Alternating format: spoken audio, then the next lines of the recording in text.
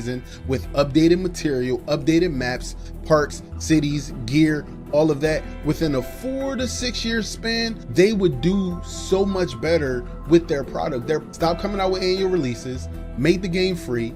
Microtransactions are a thing. As long as they're cosmetic, you're good to go. That'll solve all the problems. So you might be thinking to yourself, is the solution just to play on last gen, on the current gen version of NBA 2K21?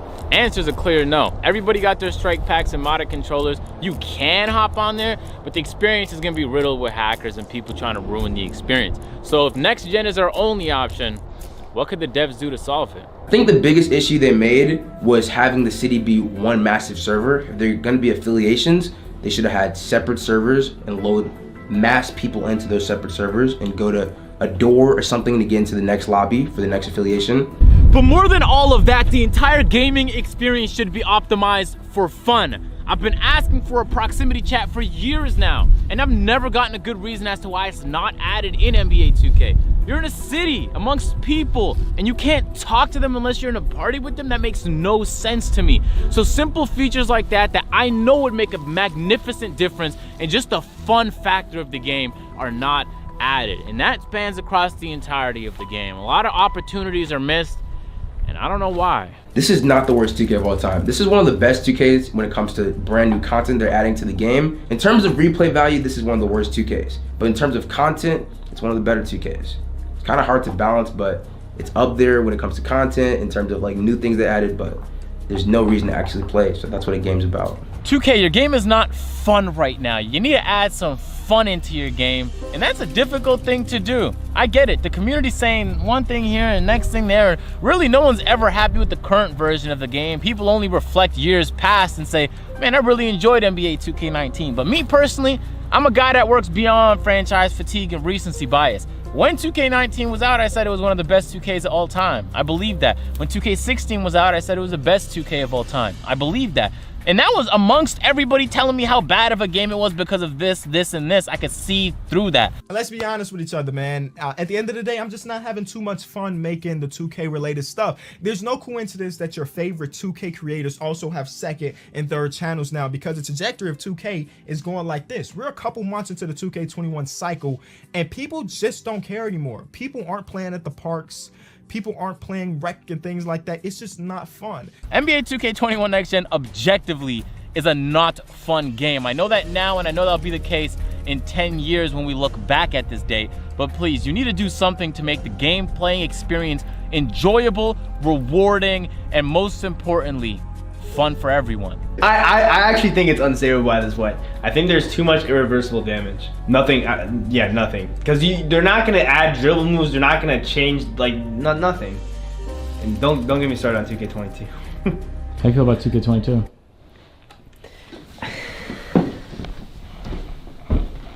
2K, you've been given many suggestions on how to make this game a better experience to play. And it feels like the grand ideas, you just have to wait till next year, and the small ideas are still not being implemented. And on top of that, the communication is non-existent, 2K. We don't know when the next update is gonna happen. It's been over a month, and there's just some glaring issues with the game that have yet to be acknowledged, let alone addressed. And so you have options. You hear the community feedback, and I know the community managers and all those guys, they relay that feedback to developers. And so it's on the developers to let us know what's going on with the game. Because as of right now, people aren't having fun playing. Y'all new to the channel, man, be sure to subscribe. It's investigative agent analysis in the building. And I'll catch you guys in the next one. Bye. Let me get off this fucking thing before I fall off. Let me get off this thing. I love the premise of this show. Smart people talking about dumb shit. I think it's dumb people talking about smart shit. Oh, we go where we not supposed to go, baby. The Brilliant Idiots Podcast. Yep, Charlamagne the God. Andrew Schultz. We are the Brilliant Idiots Podcast, and today's episode is brought to you by Squarespace. From websites and online stores, the marketing tools and analytics, Squarespace is the all-in-one platform to build a beautiful online presence and run your business. There are no hidden fees or price hikes, and all websites are optimized for mobile. And it's so simple. Start with a design template and use drag and drop tools to make it your own. Head to squarespace.com/idiot for a free trial. And when you're ready to launch, use the offer code IDIOT to save 10% off your first purchase. Let's start the show. We got a guest with us today. Yes, sir. More like family. one of the funniest people on the planet. Yes, sir. Whether it's comedy on stage, whether it's podcasts, whether it's being on the street on Hell of a Week. Chico Bean is here. Yeah. Thank you. Chico Bean. I was waiting on the room noise for the applause. I didn't know if y'all did that. Y'all done moved up, man. I done been coming through here for a long time. Yeah. Oh, no. Episode at your brother's house. Yeah, that's on the right. couch. Yeah. You have really expanded. You got your Hans Landa from Inglourious Basterds haircut. You with it. I know it. I know you with it. And of course, we already know how Charlamagne has upgraded his life and skin and all of that. So it's good to see y'all moving forward. This is actually WTF Media Studios. But we do have the Newberry and Idiot Studios under construction right now. Oh, y'all constructing the studio? Absolutely. That's Trying to build beautiful something. right there. Trying to build something. We're gonna launch a podcast in January. We got to officially announce the Brilliant Idiots podcast. Yeah. Oh, really? Yeah, After all these years, you still feel like y'all need to announce it. It's only been 9. Andrew brought up a good point a few weeks ago. Yeah, what'd I say? I did. I remember bringing up a good point, but what was it? I do remember that part. He said that there's so many people who don't even know we do a podcast. Still, after all this time. I mean, I can't tell you how many people, and this is how it goes every single time. If it's a black person, they go, bro, I'll show you on Charlamagne's podcast. And I was like, yeah, I'm on there quite frequently. And if it's a white person, they say, and they're like, yeah, I saw Charlamagne on your podcast. Yeah. So now we're going to announce it. He's right. I was walking through the airport, 2 people. Yo, I love you on Flagrant. I ain't even correct him. I'm like, yeah, no doubt. You know what I'm saying? So come January, we're going to announce that we starting the podcast. Yeah, well, good. With the new studio and everything else. After all of it, when y'all one of the original podcasts and y'all still need That's that. 9 years. No, that is true. Because podcasts only been around, what 12, Chris? If that. 13, maybe?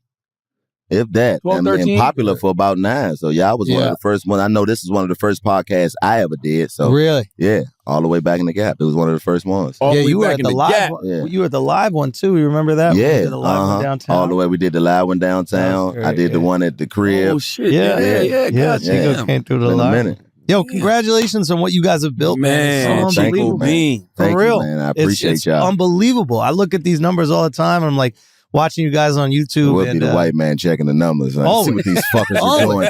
Always. Let's see what we're up against. For real, it's motivational. It is, man. I look and I see it, I'm like, God, this is truly unbelievable. It's just so awesome. What do you think has had more impact on you, Chico, the podcast or the stand-up? I mean, the stand-up is always... All wilding out. All wilding out.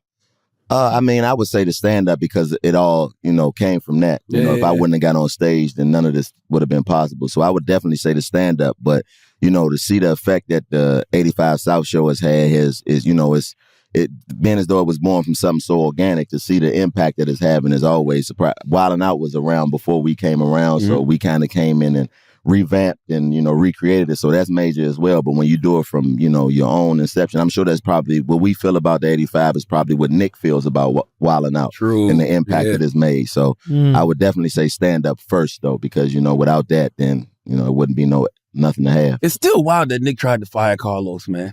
Yeah, that's I think about that often. Only reason I say that is because you. No, the only reason you say that is because you fucking Charlamagne and you a troll. That is nigga, you could have had DC that and conversation Carlos. with anybody else and Great asked chemistry. them. Great And it would have been. It would have been. Now you want to had a conversation with a motherfucker who going to talk to him tomorrow. I love Nick. I literally was just texting with Nick. I'm not talking about Nick. I'm talking about Carlos. Now you know how traumatized that was for him to be fired. No, bro. You an asshole, man. Okay. Let's not talk about that. How do you feel about the Jews? What is your Whoa. Fuck that. We gonna throw it back on you. How you feel about Brett Favre, nigga? You know what I mean? You're not gonna get me. I've been doing this with y'all too long. We don't claim Brett Favre. Yes, you do. No. You're not about to throw that on me. Next question. He bumped Brett it up on the Favre. Jets. What do you think about Brett Favre stealing money from the black community? We were all about Brett Favre until he showed his dick on Instagram, and then we were like, if you nah, seen his that dick, ain't then Brett, you bro. are down with Brett That's Favre. not I didn't MVP. even know his dick was on Instagram. You didn't know? Oh, No, man. why would I know that? Those are your people. Stop it, bro. You told me when Safari's dick was at. Remember? I never told you that. Now you're lying. You text me like, yo, the OnlyFans drop. I never did that. You Why would you lie like Come that on on, camera? bro. I can Come sue on, you for bro. life. How long did you Like- stay at Brett Favre's What dick? type of lawyer would you use to sue me? How long did you stay at Brett Favre's dick? Long enough to know mine was All right, bigger. look, man, time out. Does man. that make you a Listen, Green we're Bay not going to Fudge go in Packer? this direction with you two motherfuckers while I'm here. Let's stop. That is phenomenal. Phenomenal. Bro, I was for a hot second, I was a Green Bay fudge packer, bro. That was crazy. Oh, Green Bay fudge packer. Wow. Oh my God, man. But you know what's so funny about the Brett Favre case? What's that? That is the narrative, right? Like when everybody talks about Kyrie, they be like, yo, you know, why nobody talking about Brett Favre?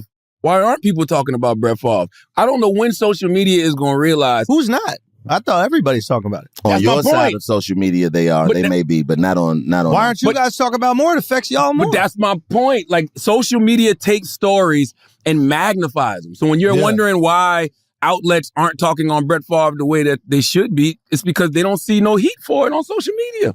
Everybody talking about Kyrie on social media. There's all these debates and people going back and forth and arguing. Of course they're going to talk about that ad nauseum on Yo, I got a mainstream question about outlets. the Kyrie shit though. Like, is that movie still up? Yeah. Yes. And the price went up to rent it. Like apparently, before he tweeted the link, it was reasonably priced to rent. I think it's like $50 to rent now. It's been out for 4 years. I'm sure. So this is what I'm trying to understand, right? Is like, how can a company be profiting off of it, and then Kyrie share the public thing, and then Kyrie be the only person that gets screwed? Well, let's talk about that. I don't know if a company is profiting off it because I don't know how it works because this is self-upload. So you can upload that kind of content yourself to Amazon Prime Video. So I don't know. You can also buy Hitler's manifesto, right? Like Mein Kampf, they sell that, right? Yeah. So I guess they do. You can sell horrible things. Yes, and also people are acting like the ADL and other Jewish organizations didn't write letters to Amazon. Like that came out 4 or 5 days ago that What's they the asked ADL? Anti-Defamation League. Anti-Defamation that they asked Amazon to take it down, and Amazon just responded a couple of days ago and said that they're going to put like a disclaimer. That's what they're considering, putting a disclaimer with the I guess that's the what we video. do with music too, right? Like there's all those fucking rock songs back in the day telling you to kill yourself, and then they put a Man. disclaimer on them. Johnny Rebel. Was that the Go. There was a whole court case. Go to about it. Johnny Rebel right now. Google Johnny Rebel. Nah, don't do that. I'm an Alabama nigger and I wanna be free. Hell with the NAACP. You see, we talking about the Kyrie situation. This is how you get fucked up in these days. You recommend something, and then the next thing you promoting, and you know why, Chico? Johnny just talking about black people. That's all. Oh yeah, well that's the part that I think is the most unfortunate about the situation, because I think that we have just a misconception about being offended. You can't determine what is offensive to someone else. That's right. You have no right in determining what's offensive, so you just have to be conscious in who you offend. Because if you offend the right people, then you know there's backlash. But unfortunately for us as black people, we're the easiest people to offend without having to worry about any backlash coming from offenders. Whose fault is that? It's our fault, but I think that's where our frustration comes from, because we see, just like you were saying, just the Jewish community be able to galvanize their people and come together for a cause. And I think I never said that. Yeah, you did say it. I never said that. If I But said that was that smart the way you Safari's did it. dick was on, That was really you smart. said that. That was smart the way you did that. If I said was that, brilliant. then that's what you said. I always knew that this guy was super high IQ. But You know that what I right mean? there proved that was genius. Come on, right man. there. I like how you didn't let it That slip though. It's like, no, I did not say that. I thought I did say it. Yeah, of course. I mean, hey, we back and That forth, baby. shit was But unbelievable. I think that a lot of it comes from us being able, as a community, as black people, seeing that, hey, man, if we had that power, or if we had the ability to be able to make people, an organization to make people look at us and say, don't say that about black people, because if you do, there's going to be some repercussions for it. That is a good point. Like, I guess every community has the right to protect their community in the way they see fit. And if you're in positions where you can protect it, like, for example, let's say what happened with the NBA around like Donald Sterling. Remember when Donald Sterling was saying that wild shit? They And got then him the players fuck are out of like, there. yo, we're not playing. Right? Didn't That's they? right. Or was it George Floyd when they boycotted? The bubble, they left some of them. I think they didn't play for a day, or maybe it was the Bucks. No, it wasn't George Floyd. Who got killed in Milwaukee? It was the guy in Milwaukee that got shot. I don't think he was murdered, but he was just But shot. there was basically the players like, okay, we have some power. We can decide to not play, and we can affect this Right. game based on how we see fit. Now, I will say there are certain moments where like you see somebody does, or at least speaks on something that could potentially be offensive, and then they get punished, like Megyn Kelly, who was asking the question, why is it racist if a kid wears blackface in a costume for their character? Do you remember that? So truly, you do get in trouble if you are a white person who puts on blackface for Halloween, or a black person who puts on whiteface for Halloween. Like, back when I was a kid, that was okay as long as you were dressing up as like a character. She got fired by NBC for that. Now, what do you guys think about that? I think, well, go ahead. I don't quite remember it. So I don't know if is that why she got fired for just asking that question? Yeah, I think that she wasn't being empathetic to why blackface was offensive within a costume. I don't think her asking that question, if that's what happened, I don't think her asking that question is a fireable. I think there were more things that were going on. I think the show maybe wasn't getting the ratings they wanted. And but they used that as the excuse. Woman that was like, Santa Claus is white, Jesus is white. Was that the same woman? Santa Claus is white. There's no black people that live that far north. Really? I mean, do you know any of the blacks in Iceland? Santa Claus definitely white. I mean, I've never. You said Santa Claus. Santa Claus white. Jesus black. Santa Claus white. Also, what Jesus black person can just sneak into your house? Plenty of them, people apparently, are excited, according to but the they're not police excited. reports. They don't leave cookies for them. Yeah, man. But there, I think Santa Claus was black. Forget about it. I think that you know, for us, we've been given one trump card as you know, black people, and that's the N word. Yeah. You know, if you say the N word, it's over. It's with. over. No, it's everything over. Else with. is like, everything else is everything else. That's is not true. It's other slurs, like, you know, think about not as bad as the N word. Well, think about Roseanne when Roseanne said that Valerie Jarrett to looked like a black monkey. Person. Yeah. You know, she referred to Valerie Jarrett as a monkey. ABC at the time had a black woman as the president. They got Roseanne up out of it. But I hear what he's saying. It's like there's this one thing where if you do it, even if you're not in positions of power, the community can go, "Hey, they crossed that line." Right. But it seems like you're saying there are other things that are also offensive, and you'd like to be able to.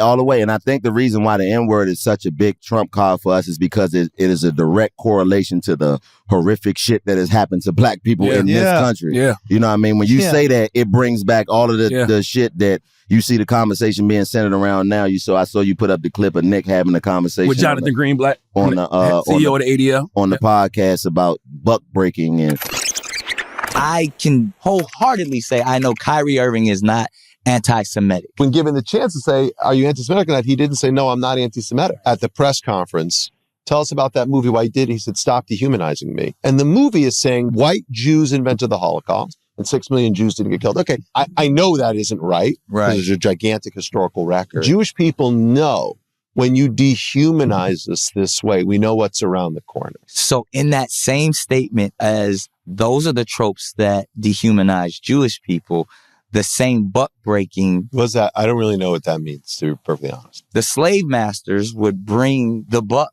the one that gets out of line. So all the other slaves would see lash after lash, show them the power to set an example. This is what you must do to fall in line. So when we see the 6 things that Kyrie must do to get his job back, right? That's dehumanizing.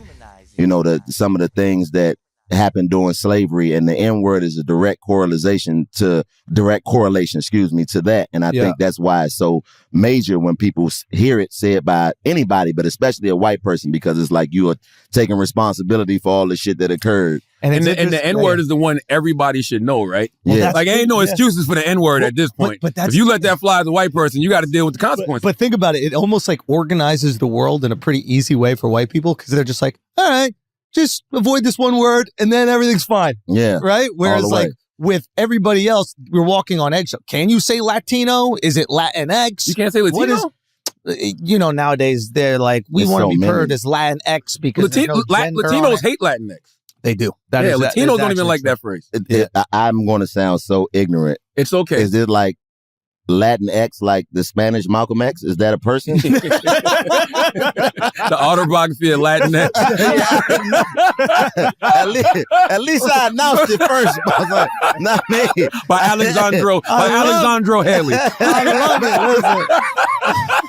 I didn't know. At least I asked. Basically, my Dominican partner. Is my tripping?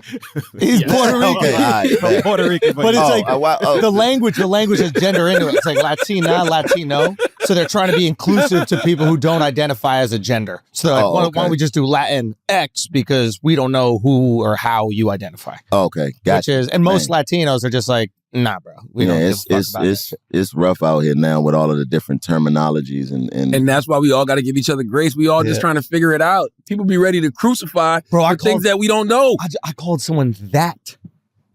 I tried to call. This is literally when I was getting this coffee, bro. I don't want to hear that shit, Andy. No. I tried to do my best. I'm getting my coffee, and then I already put the order in, and the lady goes, "Did you already order?" And then I turned next to me, and there was what appeared to be a they. So I was trying to be safe, and I go, no, that's next. And I meant to say they are next. Yeah. But I called it that. You just called it it. I called it it, bro.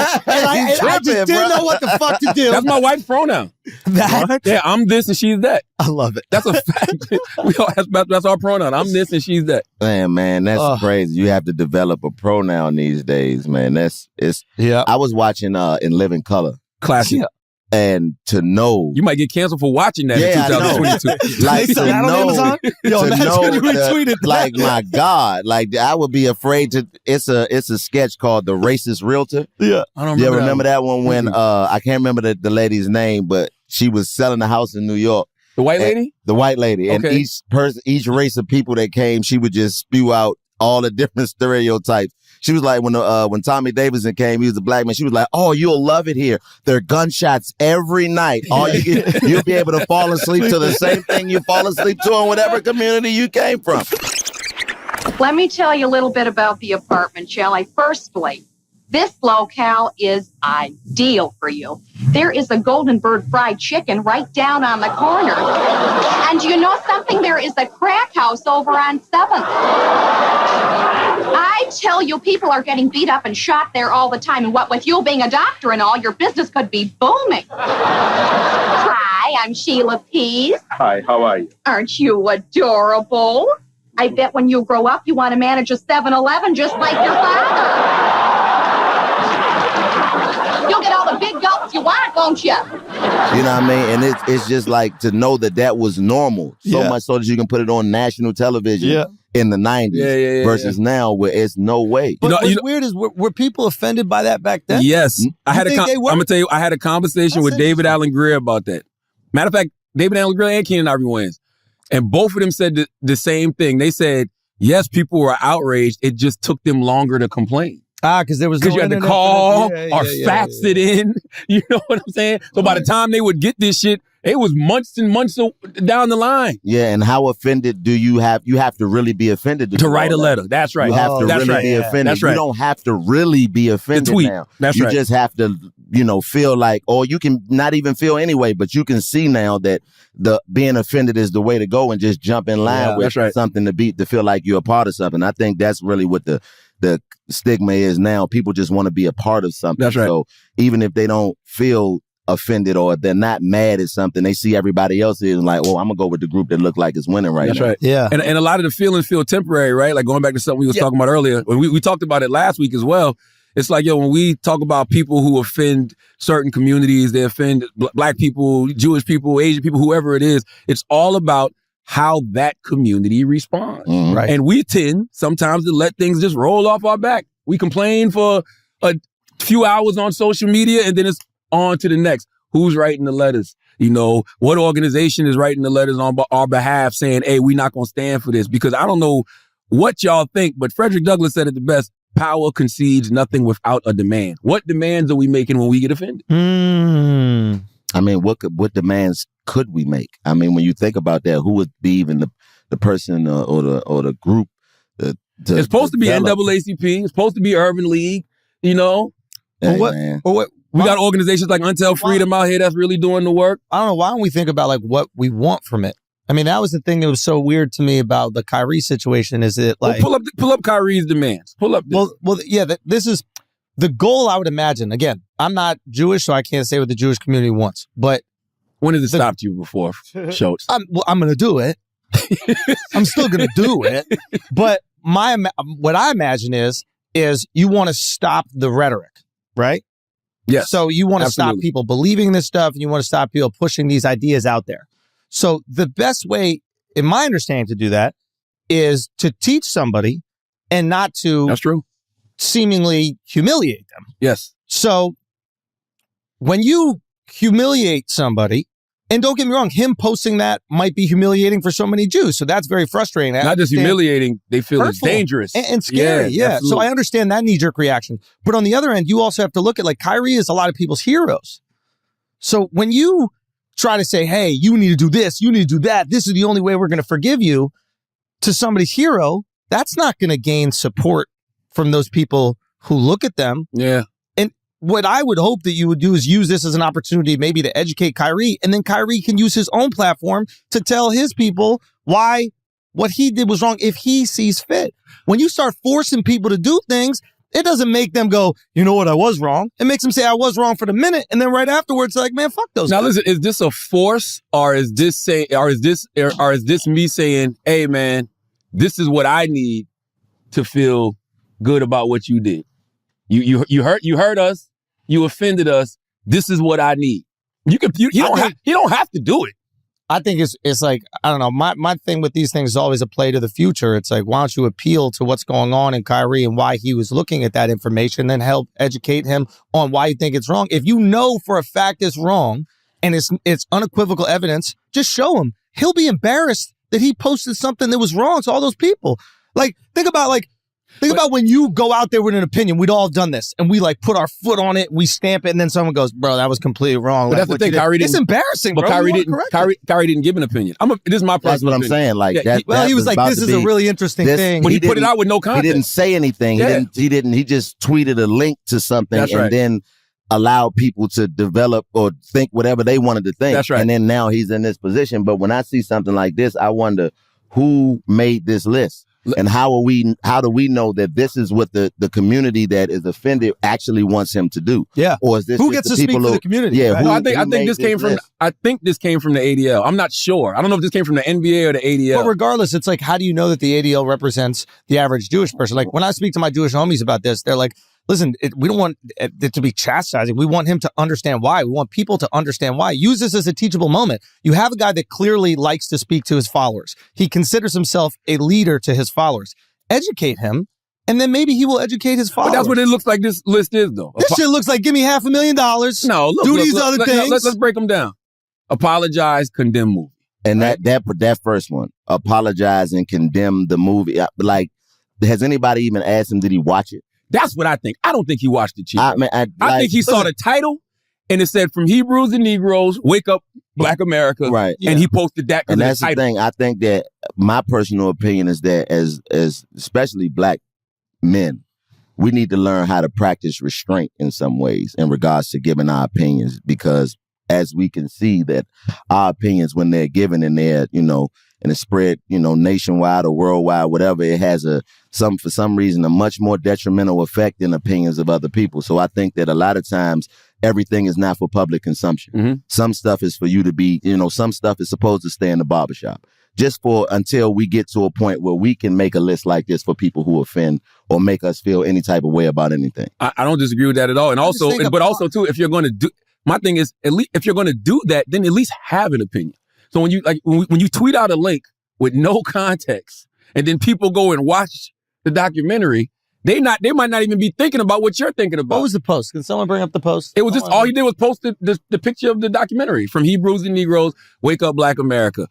How am I supposed to know Kyrie posted this because he wants to? I don't post shit because I think now you're treating him like, what is it called? The bigotry of low expectations. Like you post shit on your story because you promote it. When you post a show, you post a book, you but that's post my whatever. point. It's like, I think it's fair to go, hey, I thought this was interesting. You guys might also find it interesting. But if it's full of what they call anti-Semitic tropes, and it's full of dangerous rhetoric, and you posted it with no context, aren't you co-signing and promoting that?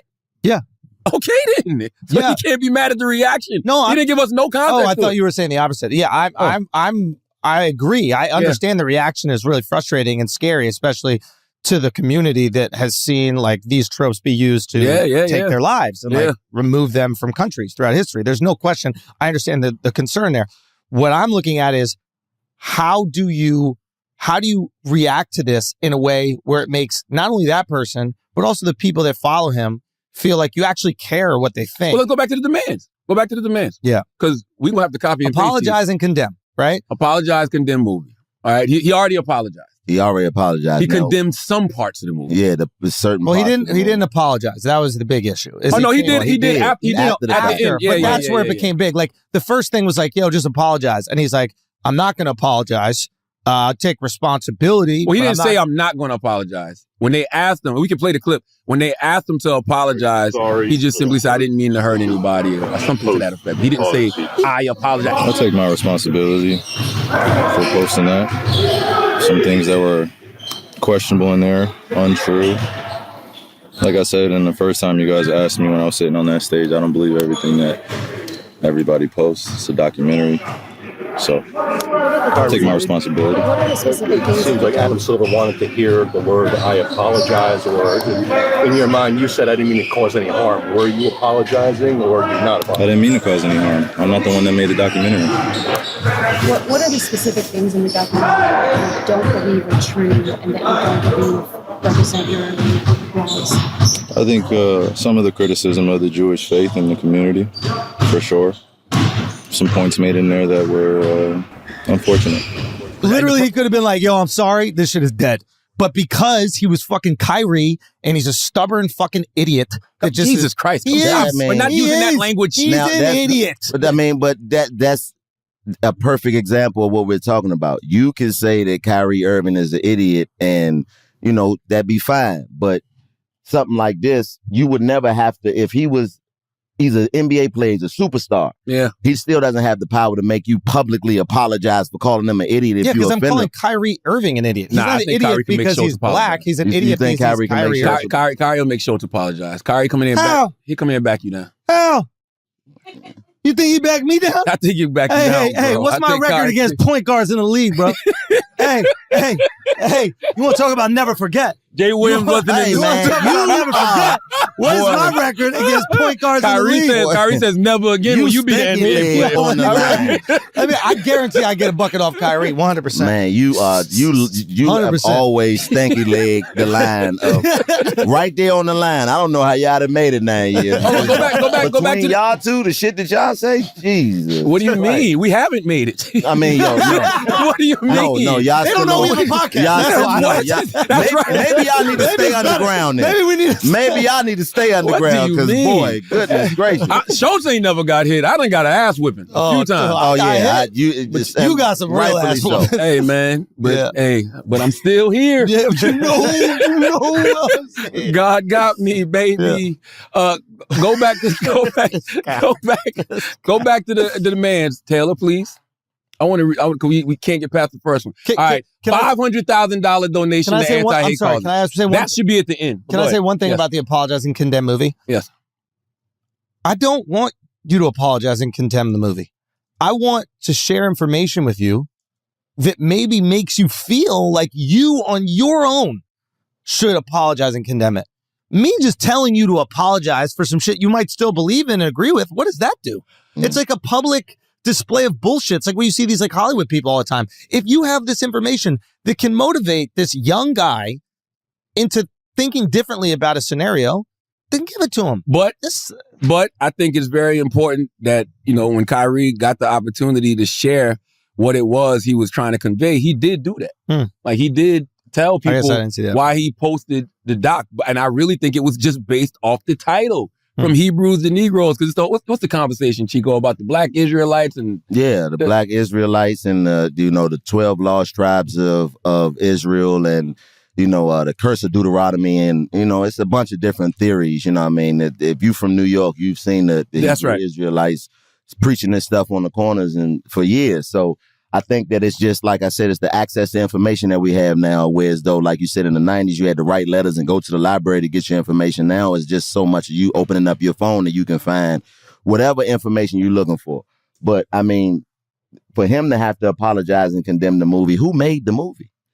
Oh, I know his name. I Who can't made remember his it? name. Like, I just saw. Why is it now Kyrie Irving's job to condemn a movie that he didn't make? I can see if he made He it did or promote, produced. though. And also, if somebody Listen, tells you you know to how much apologize, I done promoted a lot of shit, but I shouldn't have to apologize. If you made a record that I like and you said some shit in it that was offensive to a group of people, apologize and condemn. Black men don't cheat.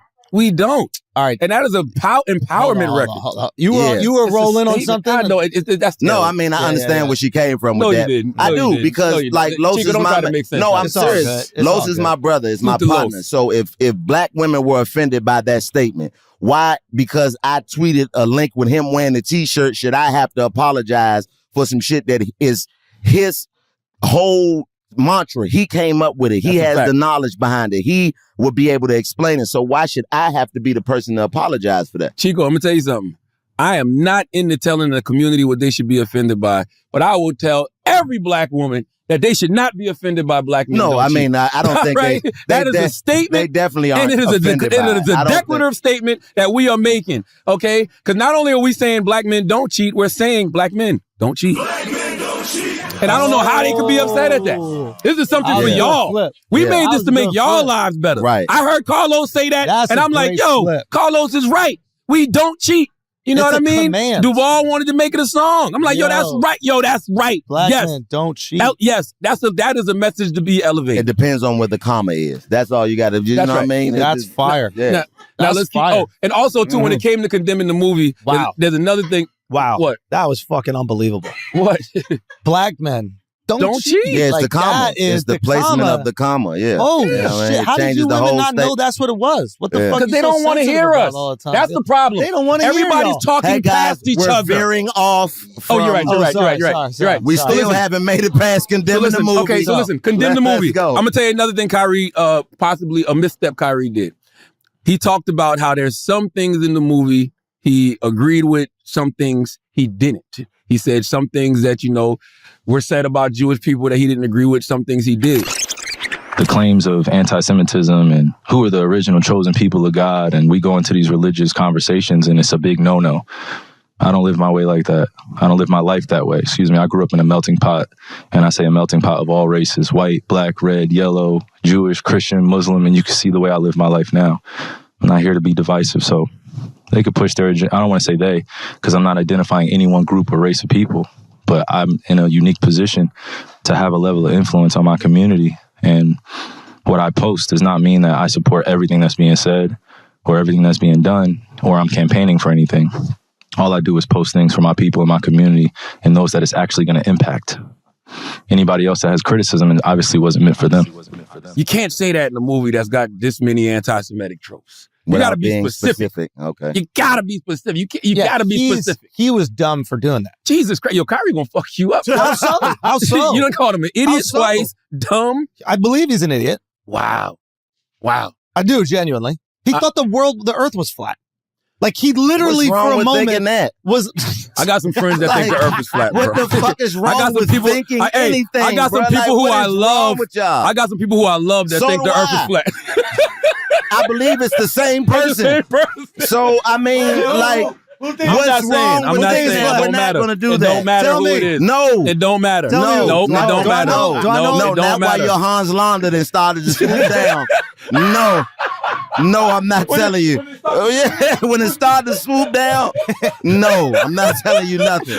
But that's what I'm saying. What's wrong with thinking anything? I don't give a fuck what anybody thinks. Yes, you Why do. are we so? I don't care what anybody thinks. Yeah, you do, because if they thought some things that made you offended, you would be No, offended. I don't listen. You know how many people think shit that makes me up. That I don't just care. saying Chico, this is good. It is fine. Yeah, you can think whatever you want to think. It's the actions behind the thought that makes it a problem. I'm gonna tell you the problem with the thoughts. Yeah.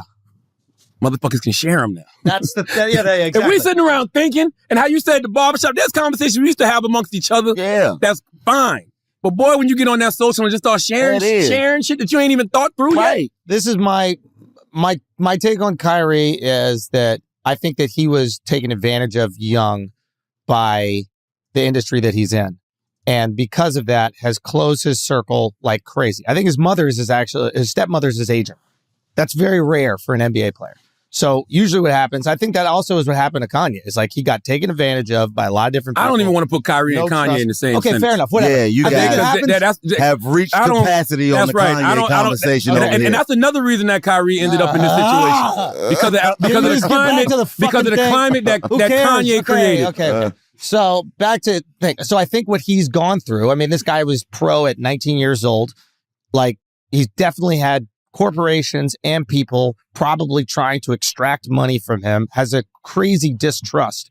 And because of that, once you start to trust nobody, any information is available to you could be right. If you don't trust the people that are closest to you, which has happened to him in his life, then you're like, who else is lying to me? Are they lying to me about the world being flat? Maybe. Let me watch this video. Are they lying to me about who I am as a person? Maybe. Let me watch this video. There's information out there. So I have empathy for Kyrie. His circle is so small. And when sometimes your circle is so small, you have nobody in your circle to go, hey, you're doing some things that are not really beneficial for you. Because of them thoughts. So what Chico was saying, when I'm at home by myself thinking, ain't nobody there to stop me from doing this. And it's that's your right. Just because the truth is subjective, in my opinion, because what's true to me is a lie to somebody else. What I believe somebody else is going to say, that's bullshit. You know what I mean? So you can't condemn anybody for their belief system. You only can condemn them when they offend the wrong people with their belief system. That's just it. You allowed to think whatever you want to think. Kyrie can think whatever the fuck he wants to think. He a grown man. I think that we have a problem now today where we're trying to make people think the way we think or have our perspective. That's bullshit. Like that. But some thoughts are dangerous.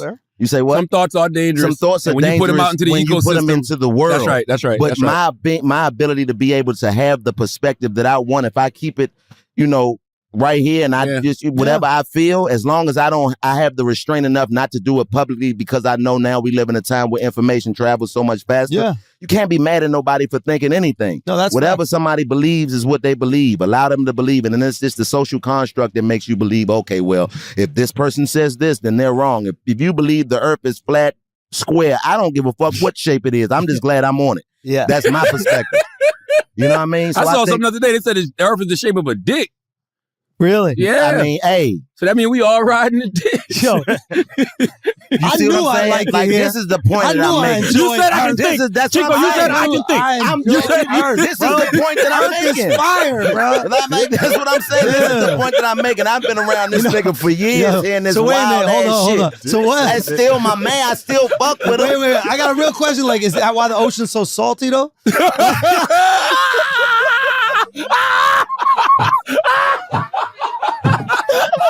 Now what the hold on, bro. That was offensive to diabetics. That was offensive to the diabetic community. Man. I've been told that salty jokes are offensive. Like, this shit is ridiculous, man.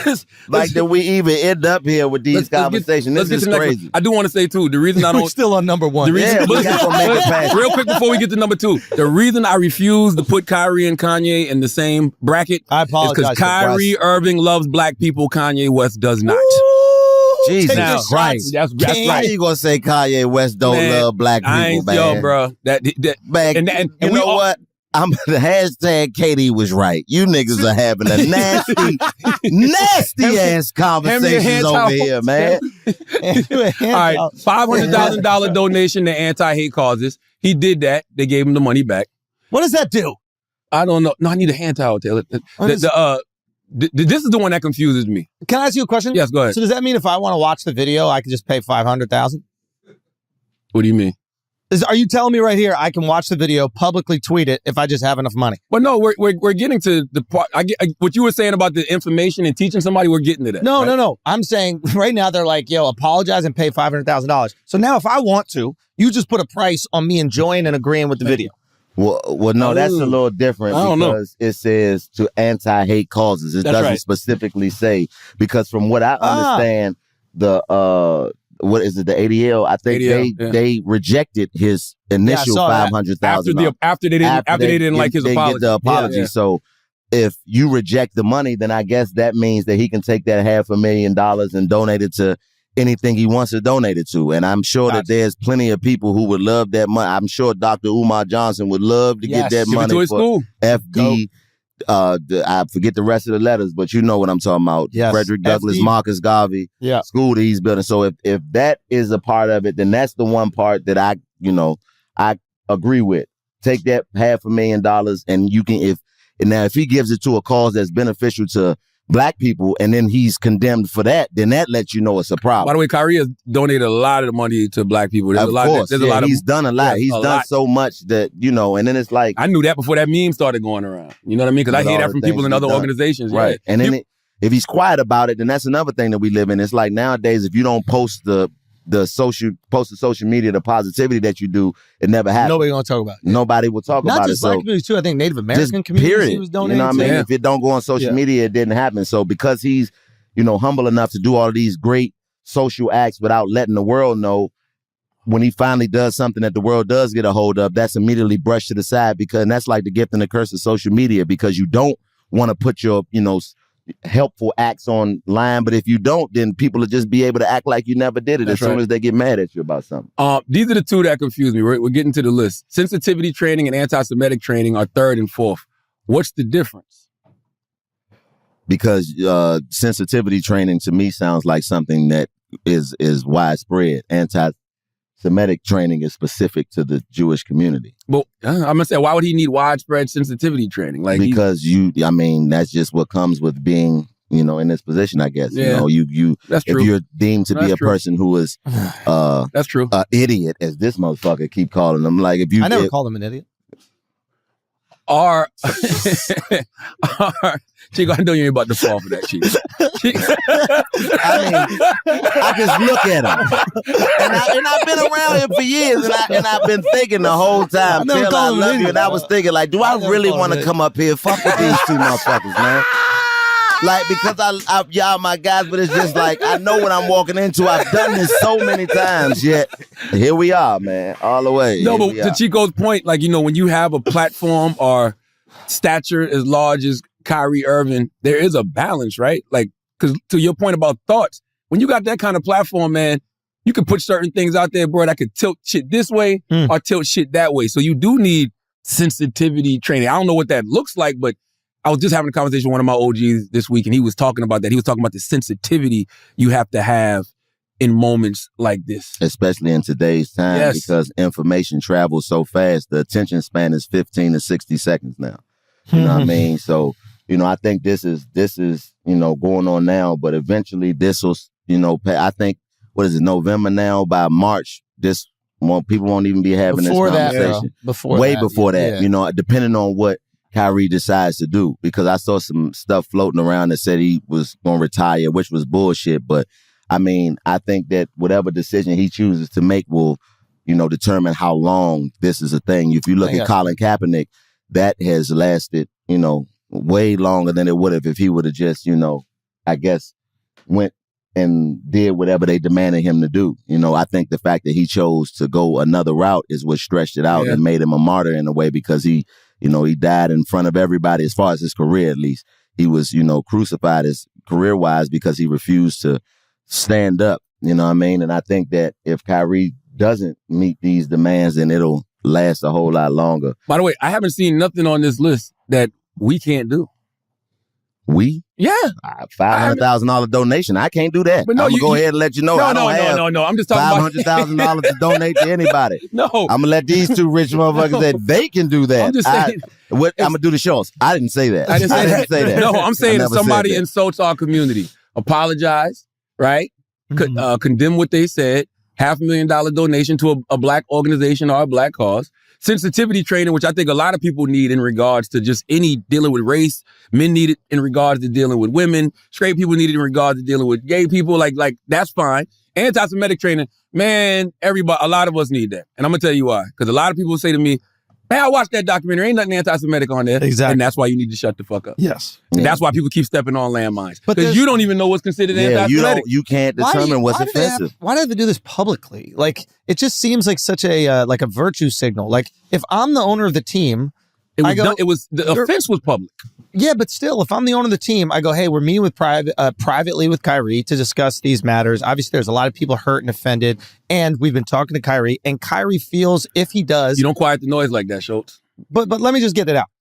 If Kyrie does feel remorseful for hurting people, which I think he did say, he said he felt bad for hurting people. So we just want to discuss it internally. Have the fucking discussion internally first. Now, if Kyrie is rejecting that, that's another issue where you're paying a guy $30 million a year. He won't even come in for a meeting. That's a different, you still are an employee of an organization. You've agreed to that contract. But I would personally bring him in, say, hey, listen, there's some people here. They just want to tell you why this information is false, why it's offensive. We don't want to make this a big whole public thing. After getting that information, what do you think the best way to move forward is?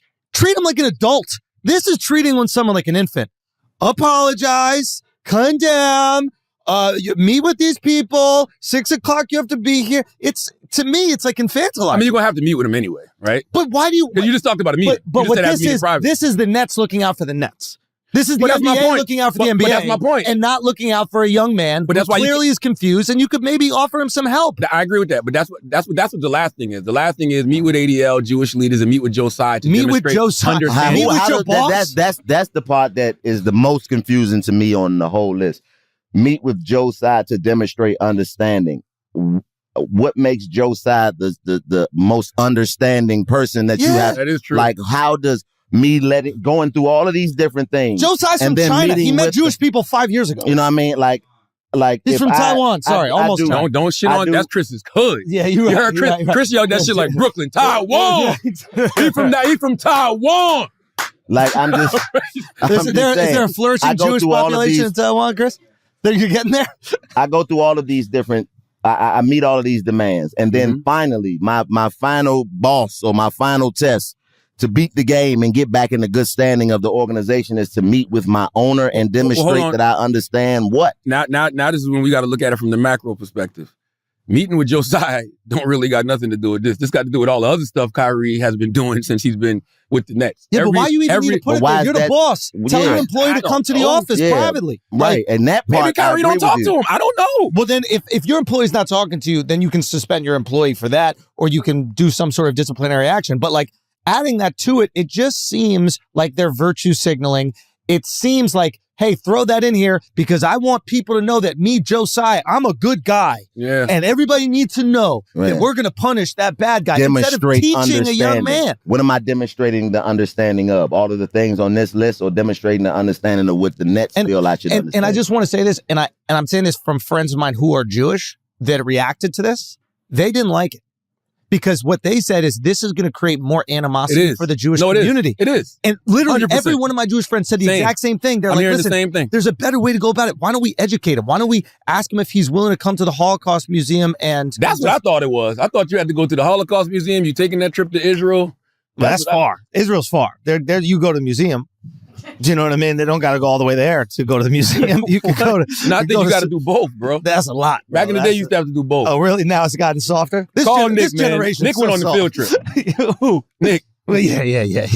But anyway, I guess my point is like, I'm glad he did. I'm glad he did too. Yeah, but if the Jewish community that I'm speaking to on a regular basis is like, yo, this is kind of creating a lot of anti-Jewish sentiment. To your point, no, which is not the goal. So you can speak on Chris Moreau is Jewish. He said, "Come here, Chris. Get on the mic, Chris." It just creates division. It creates animosity. It creates resentment instead of understanding, which is what we need. And again, I'm speaking for Chris Morrow, not for anybody else right now. But the ADL exists to be in the middle of situations like this. This is its job, right? Mm-hmm. Like, so on the scale. So you mean like mediator, or what do you mean when you say?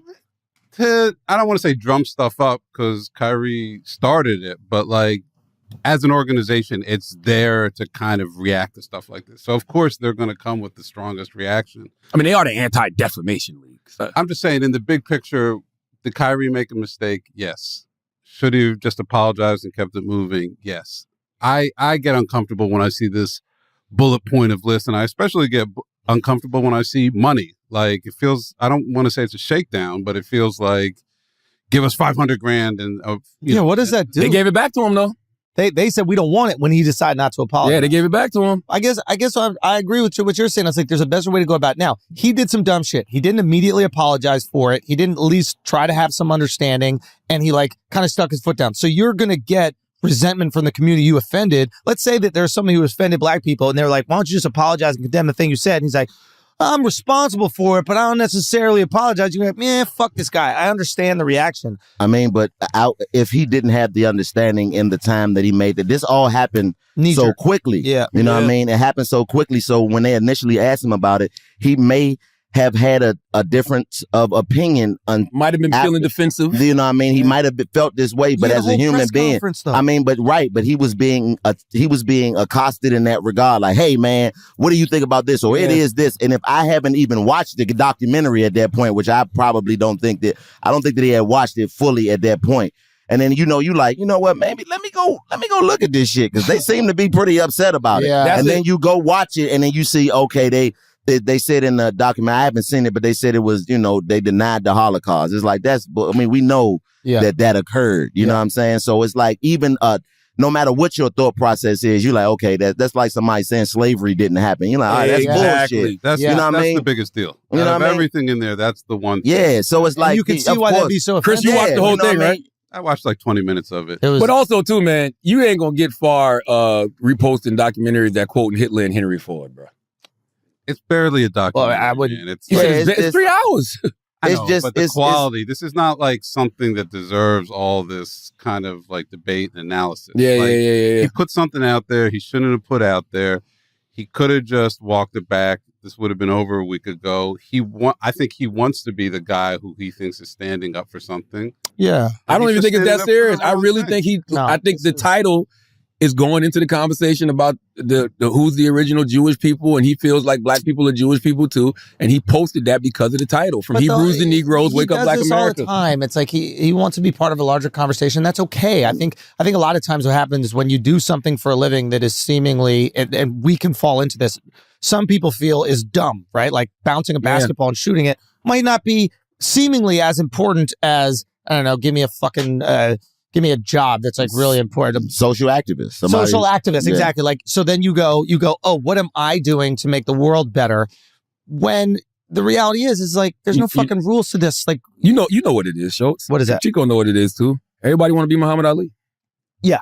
If you're an athlete, and you know, and especially in the times that we've been in over the past 5-6 years, everything from Black Lives Matter, watching what Colin Kaepernick did, everybody wants to be that kind of martyr. And you feel guilty that you're not doing enough. You're making all this money. Your community is still hurting. You're like, how can I help? And I'm tired of y'all comparing people to Ali.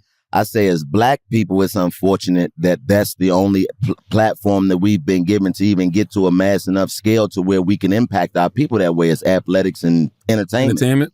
You know what I mean? So it's not that everybody wants to be Muhammad Ali. We only had Muhammad Ali. We haven't had anybody to go to that extent to where we can say, oh, well, I'd rather be this person. What do you mean by that? I mean, as far as the people who have been given the opportunity to be able to, you know, go to that level, as far as Muhammad Ali did, the stance that he took. The people who've made the change. Made the change. Oh, like, we have Martin Luther King, Malcolm X. I mean, but that's over the years. It's been, I'm talking about just in athletics. I'm talking about in athletics and entertainment. Well, no. Outside of that, we haven't seen anybody do what Muhammad Ali has done in that regard. Maybe, yeah, Ali might be the bar, but you definitely had like the Bill Russells of the world. I mean, yeah, but they didn't give up their careers the way. That's true. Like, that's what you say. You just said that everybody wants to be Muhammad Ali. That's true. In my mind, when you say that, that means that that somebody wants to be the person that's willing to sacrifice everything. He was willing to go to jail. That's right. He lost all his titles. That's right. He lost his money. He didn't fight for 5 years. And never switched the message. And he never made it about him. Never was like, I'm upset, I'm not boxing. You know what I mean? Y'all should boycott boxing. Never did none of that. Kept it on message. Yeah, we've only been given that example one time. And it's not that, you know, that's wrong, because who the fuck should have to give up their whole career to prove a point? I think that's somebody who's trying to prove a point. Yeah, I mean, because as soon as you do that, you know the risk. You know the risk that comes with that. I mean, you know the consequences of that. You know, you also know that it's a very rare chance of you getting in the position to be able to change your life, your family's dynamic. And, you know, we don't have a blueprint of success most of the time in our community. So I think it's unfair that we as black people have to finally get one person that makes it and gives our family some stability, or be able to give back to the community. And now it's like, all right, nigga, give it all up to prove a point. That's tough. You know what I mean? You know, to what Chico is saying is so true. That's why your circle is very important. Yeah, because the reality of the situation is, like you said, if Kyrie want to have those thoughts, cool.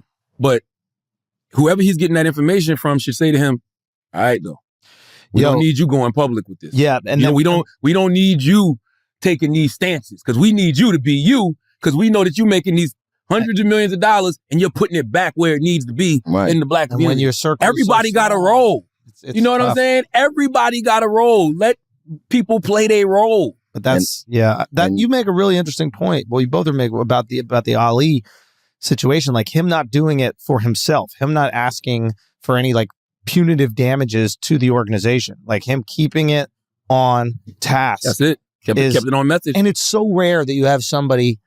Okay, this never happens in history. That the most devastating fighter I mean, we're not talking about MMA at the time. We're talking about boxing, right? So at that moment in time, people are like, if you're the best boxer, you're the most devastating human on the planet. Right. The most dangerous human on the planet is also the most charismatic human on the planet. It's unbelievable. Is also unbelievable. God gave him so an much. activist that doesn't care about losing God it. gave him so much. And think about it. It's like God gave Ali so much, but bro. But here's where I truly believe that he believes in God, because when you come from not a lot and then you get something, you're holding on to it. You're like, I can't lose. Are you kidding me? My family relies on me. All these people rely on me. What if I lose it? You got to have an Extreme otherworldly faith that this is destiny to go, all these people, don't worry, we're going to be fine. That is fucking rare, man. Yeah, and also to that point, now you know why people want to be connected to something. Because even if it's not you, it's your family. You're, like, if you stop working, there are people in your family, I imagine. Oh, don't imagine. Right? Yeah. So no need Chico for stop imagination. working, cancel Christmas. No need for imagination on that. Yes. So it's like, I feel that way too. It's like, it's bigger than us.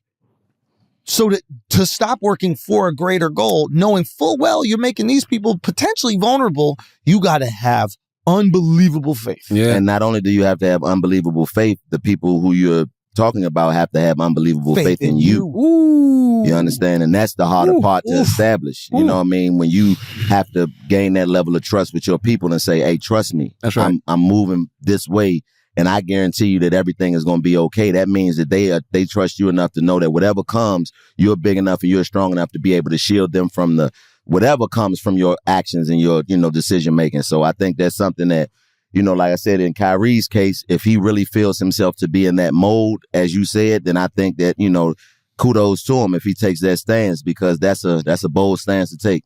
I want to go back to something you said, Schultz, about the animosity that is brewing, right? Because nobody wants to see, Kyrie go through this. There's two parts to that, right? Y'all know me. I'm on record as saying you can't tell somebody how to react. You know what I'm saying? If you offend somebody, you do something to somebody, how they react is how they react. We can all say, man, you going too far, but it's easy for us to say when we're not in that position. Because I know, man, I'll take that checklist any day for 19 out of 20 times when it comes to these white supremacists.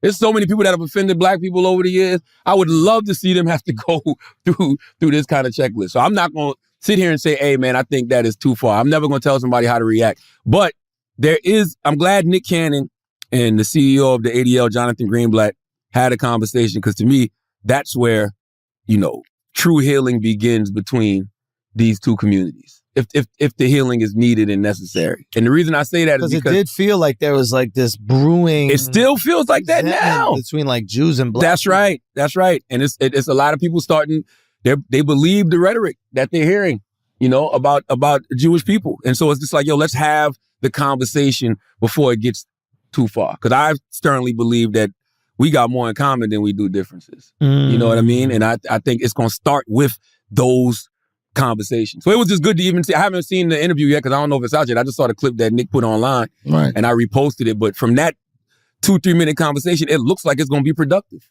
I agree. And I think that more conversations need to happen like that from both sides, because I think that it needs to be a level of understanding of why black people are so frustrated in this country, because the things that happen to us here.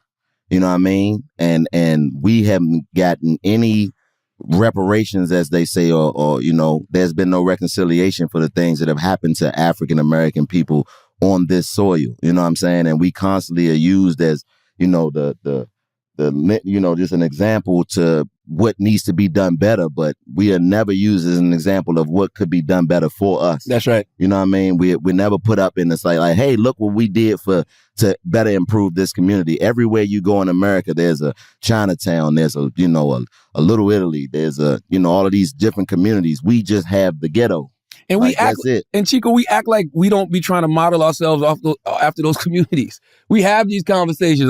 Man, we should be doing it like the Asians do it. We should be doing it like the Jewish people do it. We have these conversations. But we also are not given the opportunities to go in and utilize the system in the way that other people are able to utilize the system. Are we to not, benefit. though? No, we're not, because you got to understand how far back we are in regards to just look at something like financial literacy, right? Mm-hmm. If you're the first person in your family to actually come into some money, with most other people, you have something that you can directly go to help you understand that money that you've got.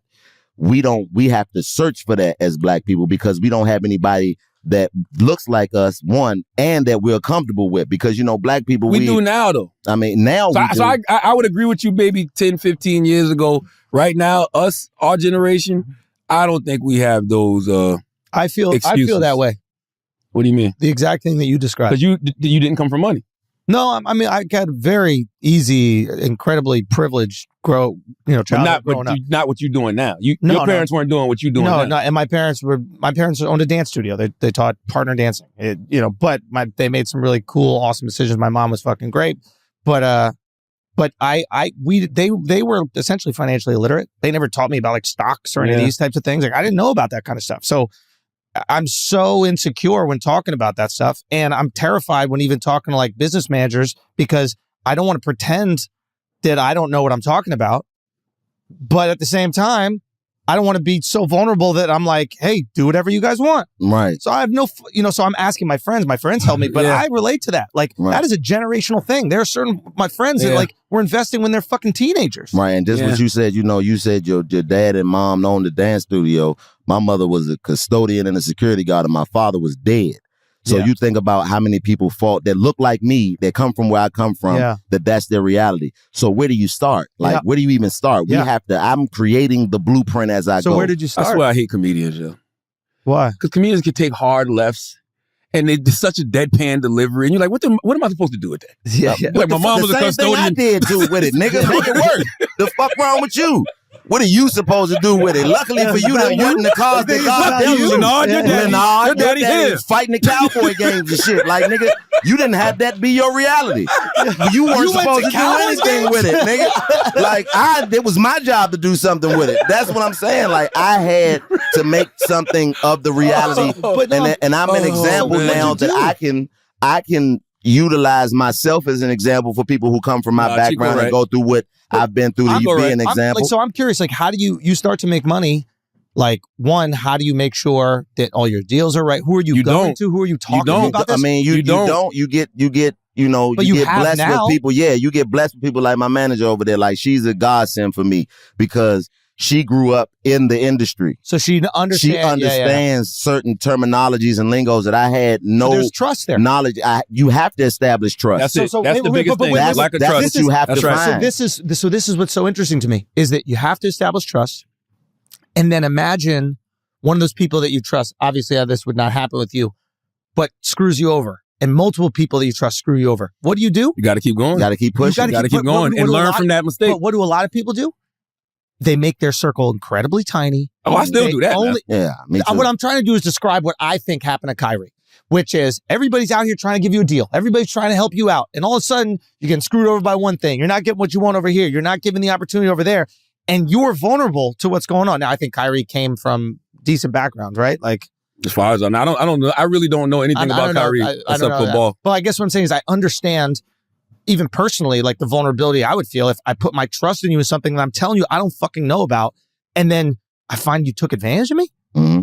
I wouldn't trust nobody after that. Or maybe Kyrie's just learning new information, man. He's trying to find the knowledge himself. I'm trying to have empathy for the guy believing the fucking earth is flat and for believing these documentaries. I'm doing my best to I love all my flat earth friends. Okay, you just have a debate about the earth being flat and keep moving. I'm not trying to convince nobody. I don't know what the earth is. And this is the biggest thing that nobody ever wants to say. I don't fucking know. No, that's my favorite thing to say is I don't know. No. I have no clue because I'm not. I know. How do you know? I know. How do you know? It's round. How do you know anything? I know it's round. Think about the reality of that. Yeah. the most of the information that you have comes from somebody else who got the information and reciprocated it to the world. Yeah. So how do you ever really know anything? Is it round like a ball or round like the head of this bottle? Stop. I was gonna say the head of this bottle, Chico. Because you know What do you mean? You man, you bro. need to stop with the bullshit, man. It's round Nobody. like that. That's another I was thing. gonna say the head of the bottle. You know Chico. another thing that most people never do. This is tell you to fucking stop, man. You just these niggas come sit beside you and just let you just say all of this just outlandishly pause-worthy shit and don't say nothing. This is ridiculous. Yo, man. I am a pause surfer. No. You see what I'm saying? It's ridiculous, man. It's non-stop. Show. Man, look what you made his Hans Landa do. You made it go full. You made his shit go full German right there, man. It's ridiculous. Flip it back. Oh Flip my it back. God. Oh my Flip it God. back, What man. the fuck was that, Sean? I don't know, bro. You I are don't going to know. make so many conspiracy theories come. I gotta put. They're going to put horns on that shit, bro. What Flip the it back, fuck? man. Helping my guys cover him out. up. Oh, Dude, man. that was crazy though. But we don't pause here. We fast forward, Chico. No, listen. That's right. We fast forward. Because when you pause, you want to see. When you pause, you're like, yeah, keep it right there. Keep it right Exactly. there. You pause because you stop right there. We're trying to get to the next The one. fact that I know that you have had an man. in-depth conversation about that point right there is the problem. Wait, what are you Like, describing with this? This you. The film. This is what I mean. This is exactly what I mean. This is the point that I'm making. Oh, Y'all my do this God. shit all the time. You know what? Oh my God, Whoever's man. constructing this studio, let's just stop and keep it here. Oh, man. Because we don't need. I don't want to see it happen. I don't want to see my guys on a list like this. Like it's coming. You think so? Nah, I mean, I I think think- you might be. Well, Schultz is white, so it's different. Yeah, I think Like this he podcast. has a. I'm he allowed has to be a- more gay. He has the yes. Yeah. You are. Dude, white people are more gay. Yes, that you are. I mean, you are definitely allowed to. You. What do they say? The complexion for protection.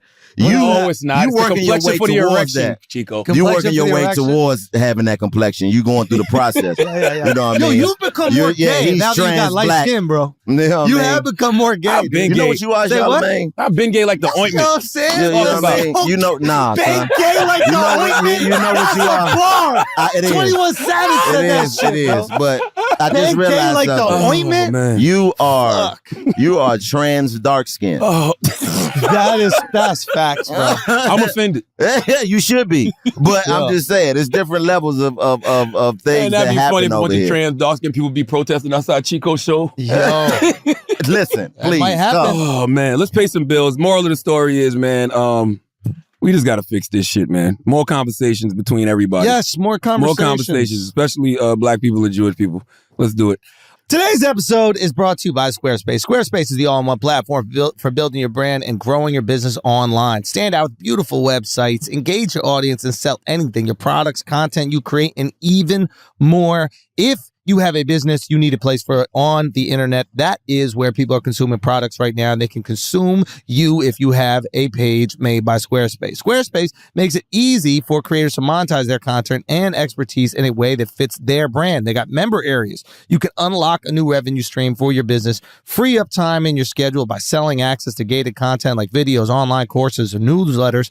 Create pro-level videos effortlessly. The Squarespace Video Studio app helps you make and share engaging videos to tell your story, grow your audience, and drive sales. Stand out in any inbox with Squarespace email campaigns. Collect email subscribers and convert them into loyal customers. Start with an email template and customize it by applying your brand ingredients like site colors and logo. Built-in analytics measure the impact of every send. Use those analytics and insights to grow your business. Learn where your site visits and sales are coming from and analyze which channels are most effective. Improve your website and build a marketing strategy based on your top keywords or most popular products and content. Head to squarespace.com/idiot for a free trial. And when you're ready to launch, use the offer code IDIOT to save 10% off your first purchase of a website or domain. That's squarespace.com/idiot with the offer code IDIOT for 10% off your first purchase. Now let's get back to the show. Church announcements. What we got, Schultz? Nothing, to be honest. I don't believe you. I don't know, nothing. Nothing going on? Nothing really. What's All right. going on? What's going on today? I don't know. Oh, I got a big announcement. Israel Adesanya is fighting this weekend. Stylebender is at Madison Square Garden. Yeah, this Izzy, weekend. man. Izzy. So make sure if you don't already have tickets for that, go do that. I love the fact that one, that's my boy. He's also my favorite fighter. So to have him in my city, I want to make sure that this is an absolutely amazing event. Salute to Izzy. My boy Dop Red loves Izzy because he's a big UFC MMA guy. Who? My boy Dop, his name is Red. Oh yeah, he loves it. He literally asked me that Monday, "Is Izzy coming this week?" I'm like, "Izzy," because I forgot. And Yeah. I was like, "Oh yeah." Well, he's fighting after this he week. whoops this guy's ass, you should definitely have him on, man. I'd love to have him. But on. Izzy's the man. Go make sure you watch this fight. And he fights in, I think, the most entertaining style, especially for MMA, if you're not as familiar with all the grappling stuff. So his background is kickboxing, Muay Thai, so it's tons of striking. He's going up against a guy who's also a prolific striker, and it's just going to be an amazing card. Go out there, get it, support him. He's a fucking great dude. Chico, got any church announcements? Shows? Yeah, plenty of them, man. I'm at the Foxwoods Casino coming up, man. Hey. And then Wilbur this weekend? not this weekend, next weekend. Okay. The Wilbur Theater in Boston. Amazing. Yeah, I'm at the Wilbur Theater in That's a Boston. great I'm theater. excited about that too because I've never done Boston by myself before. Every time I went, it was either with Wild 'N Out or we did the 85 up there. But Boston to me is a mecca of comedy. There's so many greats that came out of Boston. So, I'm just excited to going up there and working. Of course, we got the 85. We in Milwaukee Thursday, Chicago Saturday. Where are you guys over there? I mean, I just in love seeing you Chicago. guys do these. You're doing yeah, arenas. we in the Wintrust. The Wintrust. We at the Wintrust Arena. Podcast. Dude, it's Yeah. so Reno, motivational. bro. We got that coming up, and then I got a New Year's show that I'm excited about with D-Ray in Chicago. Another one in Chicago. big- that's hometown.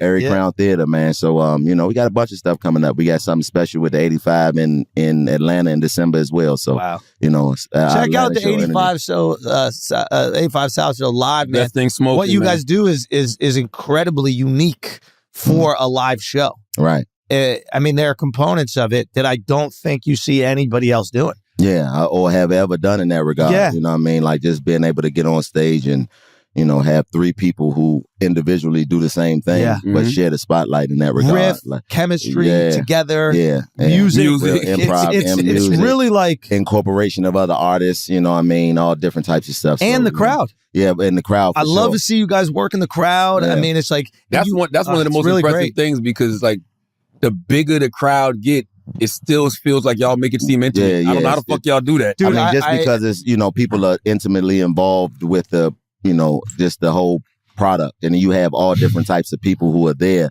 that are there to specifically feel like they're part Part of the something. show. You know what I mean? And I think that's one of the biggest draws to us is that Yeah. we utilize the fact that we're on stage with each other. We talk shit about each other. We joan on each other. We Yeah. have fun. We talk about everything. So when you come, you're a part of, like, Yep. you're coming in here to separate yourself from everything that's going on outside. And you come in here and you're free to do and say whatever you want to do and say while you're here with us.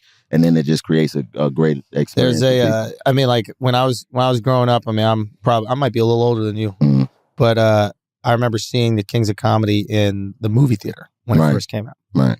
And we were fucking dying laughing. This is before I was probably too young to have a real idea of like what stand-up exactly was. Mhm. And I thought in that moment, I was like, these guys are just making everything up on the spot. Mhm. And that was the expectation that I had for myself. I was like, I have to be this funny. If these guys can be this funny, just kind of riffing. And I think that every generation has like their kings, especially in each like circuit that exists in comedy. Right. And I mean, I've told you guys this before individually, but like, I think you guys are our generation's kings, man. Like, Oh, well, that's a compliment, man. And then, because it's true. I These- look at it like, imagine if the Kings of Comedy would have done that, and then at the end of the show, they all came back out together and did it. Yeah, That's yeah, a whole yeah, nother yeah, movie. yeah. You know Yeah. what I mean? So I think that's the element that we've incorporated. But They there were- kind of did that a little bit. but though. there were moments in the Kings. there were like, moments remember where when they were Steve playing was cards missing? and they were playing cards. Like yeah. that's something to see, and I think that's something that we utilize. But you're right. You do have each generation has their kings, and I that's crazy that you say you watched them and thought that you had to be that funny. Like, 'cause that's how I didn't know I wanted to be a comedian or I was going to be one. But I grew up, in DC watching Earthquake. Like Yep. that was my Salute to person. Earthquake. You know what I mean? Like that I watched, and I'm thinking that he making all this shit up right Right in then. the 'Cause, spot. I'm Yeah, like, yeah. this is how Not funny Donnell you gotta be. Rollins. Donnell Rollins was no influence to you. I mean, later, why do you constantly throw Donnell Rollins? Like, Donnell, what did you he the do to fucking you, goat, bro? man. Like, Donnell, God, you fuck with amazing. Donnell. Donnell, my guy. Amazing. But I'm gonna tell a story about Donnell. Donnell hit me with the Hollywood shit one time. No. True story. So we shot a show called Guy Court together, right? I remember Guy Court. You remember Guy Yeah, Court? he was a judge. Yeah, he was a judge on Guy Court. So I'm out in L.A. And when I'm out in LA, I walk up, I'm like, man, what's up with you, bro? He like, and walk off. I'm like, damn, Slim, you don't remember me? Then he see me talking to somebody else and came back and was like, oh yeah, my bad, bro. I thought you was somebody else. Wow. But ever since then, every time I see him, I always remind him of that. Same thing with DJ. You Envy, told me man. that. That's why I give him hell all the time. No, that's not the reason why you give him hell all the time. You just give him hell all the time Envy because did you that like to you to give too? hell. Envy never remembers me.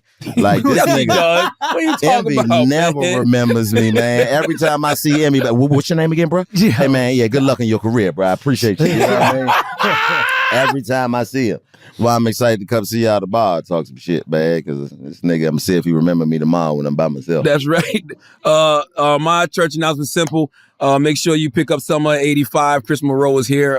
Summer 85 is the latest project from me and Kevin Hart's SBH Productions at Audible. Tells the story of the bombing of the MOVE organization in Philadelphia and, the Live Aid concert that happened that summer in Philadelphia. Make sure you go grab that. Thank you to everybody who's already grabbed it. And hell of a week. New episode this Thursday, 11:30 p.m. on Comedy Central. This week we got Ida Rodriguez, my man Neil Brennan, and DL Hughley is our one-on-one conversation. Oh, that's an announcement. What is it called? Church announcement. Neil Brennan's got a new special on Netflix right now. Everybody go check out Blocks on Netflix. I've seen it. It's fucking hilarious. And I think you guys will really enjoy it. Man, Neil funny as fuck. He's great. Yeah, he's been fucking funny. great. Neil Yeah. been funny since that. Three Mics is one of my favorite comedy that's specials. I still hilarious. haven't seen anybody do what he did on Three Mics, because Three Mics was his tweets, things he tells his therapist, and then just jokes. That shit's great. Man, I haven't seen Block shit. Him and Chappelle made a great partnership. They did some dope shit. Oh, They really man, that's did, an understatement. All the way. All the Understatement. way. I made some amazing shit together, man. Once You know what I mean? again, black man, white man. Yeah. I don't think Neil's Jewish, right? Neil's not Jewish, is he? No. Yeah, black. I'm just saying. Still, Listen, nobody's perfect, bro. What? This guy here is a legend, man. Legendary, man. This guy is so fucking crazy, man. But no, black man, white man come together, make something great. Yeah. I think that we are fucking keeping ourselves from making dope shit because it feels like all of us are getting so goddamn tribal. You know what I mean? And there's nothing wrong with being tribal with your tribe, having your people, but don't insulate yourself from like being able to build with other folks. Don't just assume you know what somebody else is on. Absolutely. Yeah, I agree with that. I mean, I think that you can make magic with anybody who makes magic. You know what I mean? You just got to be able to understand, whatever your strength is and my strength is, let's come together and make it work. So I love all people because it's, it don't matter what the race of the person is. It's white people that's cool. It's black people that I wouldn't, get the fuck away from me. You know what I mean? So it just depends on who it is and how you treat people, you know what I mean? The content of your character, as they say, that's the most important aspect. Let's run through some headlines, man. This was some bullshit. What's that? People mad at LeBron for saying the incorrect year. LeBron was at a press conference. We can play the clip here. Yeah, Taylor. leave the guy alone, bro. I've been listening to those guys for so long. I was listening to those guys my first year with the Heat in 2010. And you can ask any one of my teammates back then, they had no idea who the Migos was. They were like cursing me out when I would play it throughout the weight room or play it throughout the locker room. I was like, I'm telling you, these guys are next. I'm letting you know right now these days, like, turn this off. I might want to hear this. LeBron has been in the league for almost 20 years. I get years wrong all the time. I'd be like, I was 30, 31. It's a year in defense of LeBron, like, that's LeBron James. Yeah. In 2010, he was LeBron James. Like, for example, I've been listening to Drake since 2005, 6. Yeah. Because I watched Degrassi. You know what I mean? And I was like, oh, that's the nigga from Degrassi rapping. Let me see what he was rapping about. Yeah. Because the world hasn't come into it, that doesn't mean that he's LeBron James. He's LeBron. Like, do you know if I'm going to hand my the CD Migos to weren't anybody? the Migos, though. It don't matter. You know what I mean? He could have been listening to whoever they were at the time. Because you go to it, he LeBron, he go to Atlanta. When he go to Atlanta, whoever the guy is, if they have access to him, hey man, these my new young boys, check them out. I heard Migos in 2011. Migos' first mixtape came out like around 2011. It was the Jug mixtape. Right. And that's the first time I heard Migos. But either way, it's like he was off by a year. Even let's just say he did what Chico's right and he got some music early. But let's just say he just was off by a year. Y'all crucifying LeBron for that. Well, no, these people just hate LeBron. They ready for LeBron to retire, bro. You know what they say? They say you either die a hero or live long enough to lose your hairline and be a villain. They ain't never said that part. What? They ain't never said the hairline part. You disrespectful as a motherfucker. Yeah, I mean, you got your I don't way have of one thought. either, Chico. Yeah, well, I do a little bit now, so I know that that's what you was just doing. Of course, man. You see my shit. Oh shit! Did you get? No. Really? No, I about to got that. I'd be a motherfucking model right now. You ever thought about it? Hope my shit don't never grow back. God wouldn't do that to me. He Would wouldn't. you? You ever thought about it? No, I couldn't do it. I thought about it. I started the process. You did? The PRP shit, but that shit hurt too bad. No, I couldn't do it. Wait, Nah. what? Wait. Yeah, PRP. They draw your blood. Rich. Yeah. What? It's like platelet rich. I don't know. Salute to